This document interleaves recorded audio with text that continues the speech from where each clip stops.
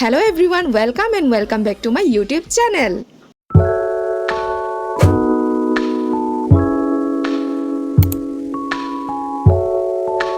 তো আজকে আমি তোমাদেরকে বানিয়ে দেখাবো এই কেকের খালি প্যাকেটটা দিয়ে ডল হাউস মানে পুতুলের ঘর। এই ডল হাউসটা বানানোর জন্য আমাদের লাগবে একটা কেকের খালি প্যাকেট। তোমাদের কাছে যেই কেকের খালি প্যাকেট আছে ওই কেকের খালি প্যাকেট দিয়েও হবে। আমি, আমার মিমি এবং আমার ছোট বোন আমরা সবাই মাফিন কেক খেতে অনেক ভালোবাসি, তাই আমার কাছে ছিল এই মাফিন কেকের খালি প্যাকেট। হ্যাঁ মিমি, একদমই ঠিক বলেছো। মিমি, যদি ফেলে দেওয়া জিনিস দিয়ে কোনো টাকা খরচ করা ছাড়াই অনেক সুন্দর সুন্দর ডিআইওয়াই বানানো যায়, তাহলে জিনিসগুলো কেন ফেলবো বলো তো? তোমরা তো দেখতেই পেয়েছো আমি মাফিন কেকের খালি প্যাকেটটাকে কিভাবে কেটেছি।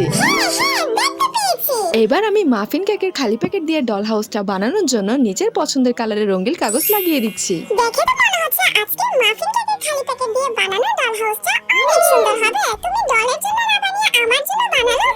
আমি যেটাই বানাই সেটাই তো আমার কিউট মিমির। এই ডল হাউসটাও আমার কিউট মিমির জন্য। তোমাদের যদি আমার মিমির মতো ছোট ভাই বোন থাকে তাহলে আজকের এই ভিডিওটা দেখে এমন একটা ডল হাউস বানিয়ে তোমাদের ছোট ভাই বোনদের দিতে পারো, তাহলে ওরা অনেক খুশি হবে। অথবা কারোর জন্মদিনের উপহার হিসেবেও দিতে পারো। তোমরা যদি ভিডিওটা ভালোভাবে দেখো তাহলে বুঝতে পারবে আমি কিভাবে মাফিন কেকের খালি প্যাকেট দিয়ে ডল হাউসটা বানাচ্ছি। মাফিন কেকের খালি প্যাকেটের উপর ডল হাউস বানানোর জন্য নিজের পছন্দের কালারের রঙিন কাগজ লাগানোর পর আমি এখানে ডল হাউসের ফ্লোর বানানোর জন্য একটা হোয়াইট কালার কাগজে নিজের পছন্দের ডিজাইন এঁকে নিচ্ছি। আর আঁকার শেষে সেলোটেপ লাগিয়ে ডল হাউসের ফ্লোরটা ডল হাউসে বসিয়ে দিচ্ছি। এরপর বানাতে হবে ডল হাউসের বেড।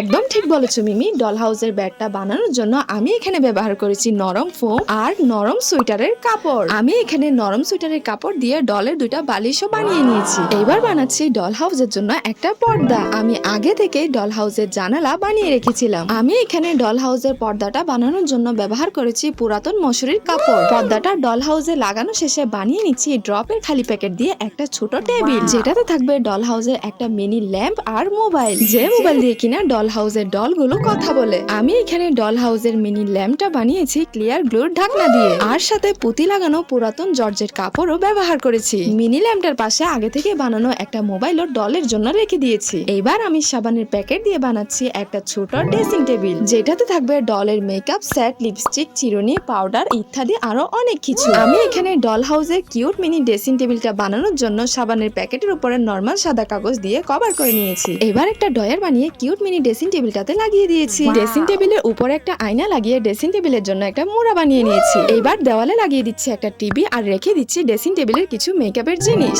এখন আমি একটা সোফা বানিয়ে সোফার সামনে একটা টেবিলও বসিয়ে দিয়েছি। টেবিলে রেখে দিচ্ছি টিভির রিমোট। এখন সোফার সাইডের দেওয়ালটাতে আগে থেকে বানানো একটা জানালা লাগিয়ে পর্দা লাগিয়ে দিয়েছি। আর এই দেখো আমাদের খালি কেকের প্যাকেট দিয়ে ডল হাউস রেডি।